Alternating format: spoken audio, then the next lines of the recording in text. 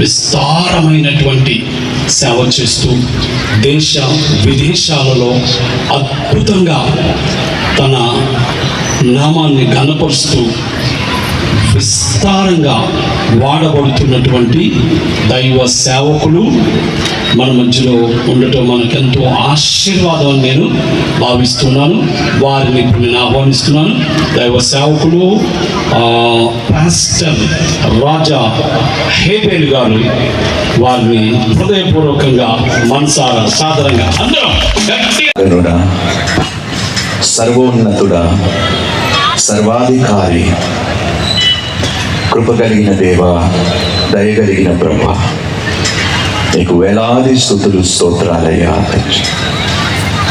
ఆశ్చర్యకరుడా, ఆలోచనకర్త, ద్వితీయుడా, ఆది సంభూతుడు అయిన మా ప్రియ పరలోకపు తండ్రి, నిన్న నేడు నిరంతరము ఏకరీతిగా ఉన్న దేవా, మారని ప్రభువా, నీకు వేలాది స్తుతులు స్తోత్రాలయ్యా. ఎంతో ఆశతో నాయన కూడి వచ్చిన మీ బిడ్డలతో ప్రభువా మీరు మాట్లాడండి తండ్రి. వినగలిగే చెవులు, గ్రహించే మనస్సు ప్రతి ఒక్కరికును అనుగ్రహించండి తండ్రి. మీ ఆత్మను సంచరింపచేయండి తండ్రి. నూతన కార్యములు మా మధ్యలో మీరు జరిగించును గాక అని ప్రార్థిస్తున్నాము తండ్రి. నీ వాక్యములో సెలవివ్వబడినట్టుగా క్రీస్తులో ఉన్నవారు నూతన సృష్టి. ఇదిగో పాతవన్నీ గతించెను, సమస్తమును నూతనమగును అన్నాడు. ఈరోజు ఈ సంవత్సరంలోనే చివరి నెలలో ఉన్నాము ప్రభా. నూతన సంవత్సరములో అడుగు పెట్టే మునిపే పాతవన్నీ గతించి పోవను గాక.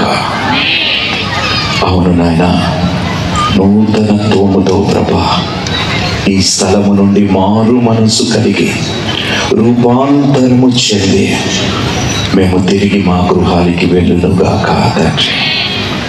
మా మధ్యలో నీ ఆత్మకార్యములు జరిగిస్తూ రమ్మని వాక్యము బోధిస్తున్న నన్ను నీ సిలువు చాటు మరుగుపరుచుకొని నా నోట నీ మాట మాత్రమే ఉండును గాక అని ప్రార్థిస్తున్నాను తండ్రి.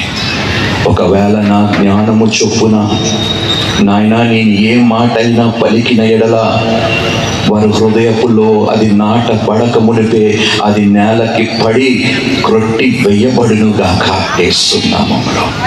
నీ సత్యము నాయన మా జీవితాల్లో, నీ సత్యమైన వాక్యపు వెలుగు మా జీవితాల్లో గొప్ప కార్యము జరిగించును గాక తండ్రి.